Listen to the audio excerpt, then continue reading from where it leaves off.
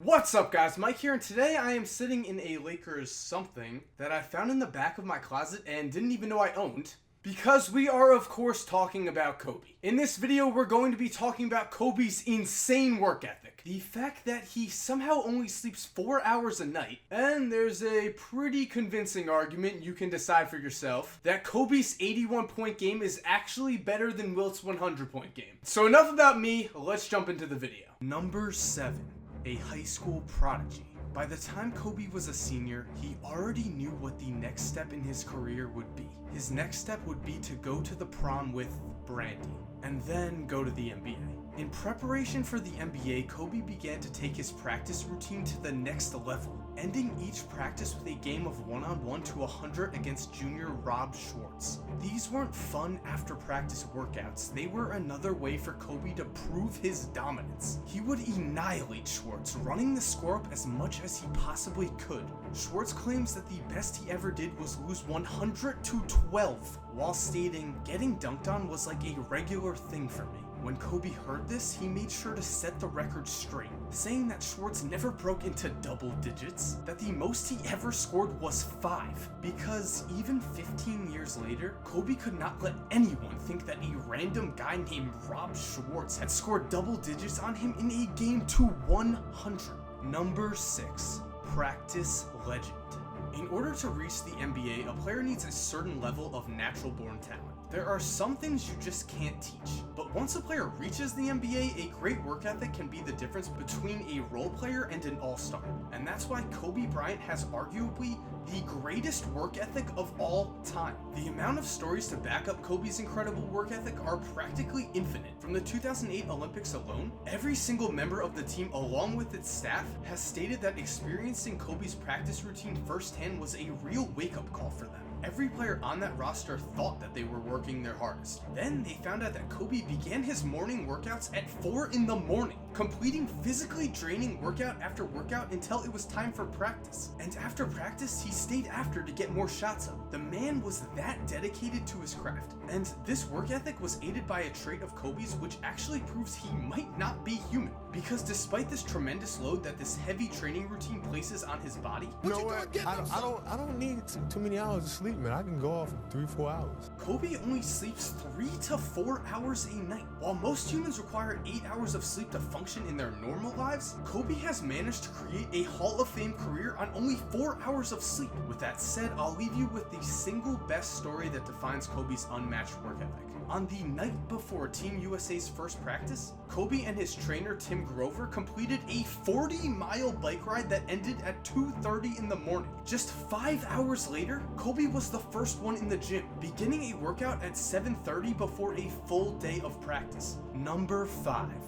Trash talked opponents. In the art of trash talk, every painter uses a different paint. Kobe Bryant's paint was to act as if his opponent was beneath him, that the man guarding him was lucky to play on the same court as Kobe. This trait was demonstrated early in his career, against Hall of Famer Allen Iverson. In the NBA Finals, Kobe and Iverson got into it, which led to this. A lot of talking going on there right now. I think you're going to see the referee step in and separate the two players. And while in this situation Kobe lost his cool, he eventually learned to keep himself composed at all times. This trait would cause opponents to fear Kobe, as it seemed nothing could throw him off of his game. And as he got older, his trash talk became more refined. Against the Thunder in 2012, Harden and Durant tried to get into it with Kobe. Kobe was quick to take up the challenge, eventually saying, "Maybe one day they'll be able to sit at my lunch table." And sometimes Kobe didn't even need to say anything to get his point across. Case in point, during Steph Curry's rookie year, the Lakers led late when Kobe headed to the foul line. Steph tried to get Kobe out of his rhythm, asking if he was nervous. And according to Curry, Kobe glared at him, a look Steph described as mean and cold. Just like, "What are you talking about? Get out of my face, you dumb rookie." Of course, the Lakers won the game. Number 4. Trash talk fans. Sometimes in sports, fans get caught up in the moment and forget that players are actually human beings. Occasionally, this can end very poorly. But when Kobe comes across trash talk from fans, he doesn't overreact. He just calmly ethers them, like the time he responded to a Mavericks fan with a quick counting lesson. The final 12 for shot the Mavs at Staples Center. Don't miss this episode of Timeless Liquor. Now, trash-talking fans is great, but trash-talking celebrities is even better. In a game of one-on-one against Bow Wow, Kobe greeted the rapper by saying, "Shit, a lot different swimming with great whites than it is seeing them motherfuckers on the Discovery Channel." He then gave Bow Wow 10 points and it came to 11, still winning and asking the question, "Hey, I thought Muggsy Bogues retired and shit." Though the best trash talk comes when a player says something and then backs it up, which is something Kobe was quick to do with Jamie Foxx. After Fox left a radio show in 2009 in which he badmouthed the Lakers, Kobe... He asked me who was my team.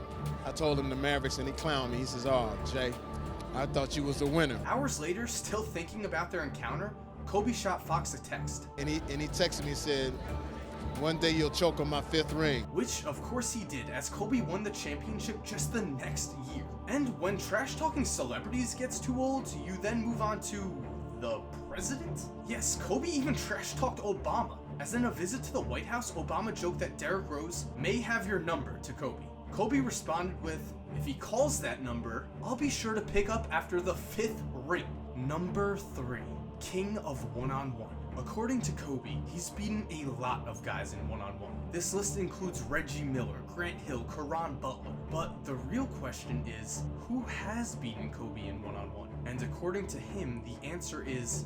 Who beat you in one-on-one if it ever happened?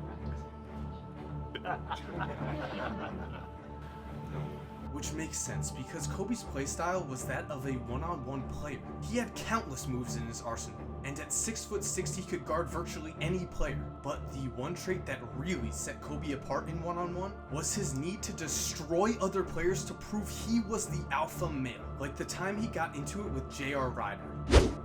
Ryder had averaged 19 points per game in the previous season, and was a solid role player for the Lakers. But when he tried to trash talk Kobe, Bryant had no mercy. Phil Jackson actually ended practice right there, so Kobe could take on Ryder in front of the whole team. And according to Ron Harper, Kobe destroyed him. Guys were waving white towels, yelling, "Stop the beatdown, please! Please, stop!" And while Ryder was good, he wasn't an NBA star, so this beatdown was expected. However, Tracy McGrady was an NBA star, as well as 2 inches taller than Kobe. But when they played in one-on-one, the result was the same. As Kobe said, "I cooked him, roasted him." Wasn't even close. The 2 stars played 3 games of one-on-one when Kobe was 20, with Bryant winning all 3. In one of the games, Kobe embarrassed McGrady with an 11-2 win. And after the 3rd matchup, McGrady left the court claiming he had back spasms. Number 2, embrace the Jordan comparison. At the time of his retirement, Michael Jordan was considered the greatest player of all time. And like with all great players, the media was quick to find an heir to Michael Jordan's throne. Every time a young perimeter player showed flashes of greatness, he was instantly compared to Jordan. Grant Hill, Vince Carter, Tracy McGrady. These are just some of the names of players who were compared to Jordan. And while these men had great careers, they could never quite match Jordan's achievements. But Kobe did. Almost. Sure, the consensus is that Jordan's career was better than Kobe's. That Jordan as a player was better than Kobe. But that doesn't matter. What does matter is that we can speak about both in the same sentence and have a legitimate argument, because Kobe is the closest thing to Michael Jordan we have ever seen so far, which in itself is a huge accomplishment. From day one of his career, Kobe heard it time and time again. He wasn't as good as Jordan. He would never approach Jordan's greatness. Some players may have shied away from these comparisons, but Kobe greeted them with open arms. Early on, he told Gary Payton, "I'm going to be the #1 scorer for the Lakers. I'm going to win 5 or 6 championships, and I'm going to be the best player in the game." And then he went out and backed up those claims. He used Jordan as a model for greatness in the darkest part of his career. When Shaq was gone and Father Time began to knock on his door, he learned to embrace his teammates more, added more shots to his arsenal to deal with his declining athleticism. Soon we found ourselves with a Kobe who had mastered Jordan's iconic fadeaway. A Kobe who had replicated Dirk's fall-away jumper. And again, his hard work was rewarded. Kobe finished his career with 5 NBA titles, 11 first-team All-NBAs, and an MVP. He wasn't Jordan because nobody will ever be Jordan. But at the end of the day, the comparison doesn't even matter anymore, because he was his own man. He was Kobe Bryant, a basketball legend who embraced his comparison to the greatest of all time and built his own legacy. And number 1, 81 points. As you've probably noticed by now, this video has only briefly mentioned Kobe's actual play style, noticeable games, and achievements. And that's because everyone knows these things already about Kobe, and I want to tell you guys things you don't already know. But with that said, you can't make a video on Kobe without mentioning his 81-point game. Because on January 22nd, 2006, Kobe Bryant scored the most points by a perimeter player in the history of the National Basketball Association, finishing second behind Wilt all-time. But here's the thing, Kobe's 81 points may have been an even greater achievement than Wilt's 100 points. It sounds crazy, but bear with me. Now let's look at the actual games both players had. We have to remember, the pace of games was drastically different in Wilt's era than it was in Kobe's. When Wilt played, teams averaged a lot more possessions, which of course meant more shots. If you want to learn more about this, I made a video on it. In Wilt's 100-point game,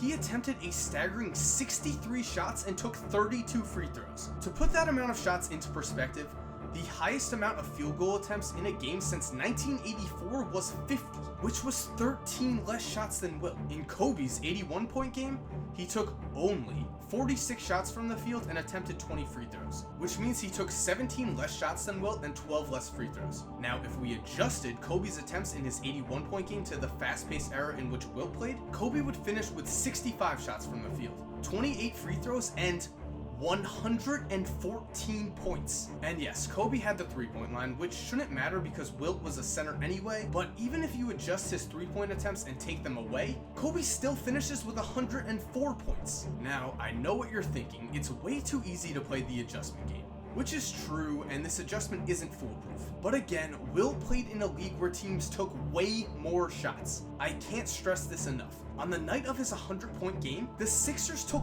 118 shots from the field. In comparison, the Lakers only took 88. And on top of all of this, Kobe scored his points in a game that was actually competitive for 4 quarters. His team was actually down by 14 at halftime. Wilt, on the other hand, scored his 100 points in an absolute blowout, a game in which his team finished with 169 points, and actually intentionally fouled the other team throughout the 4th quarter to give more possessions for Wilt, making sure that he would finish with 100 points. So with all of this said, both scoring outputs were obviously legendary.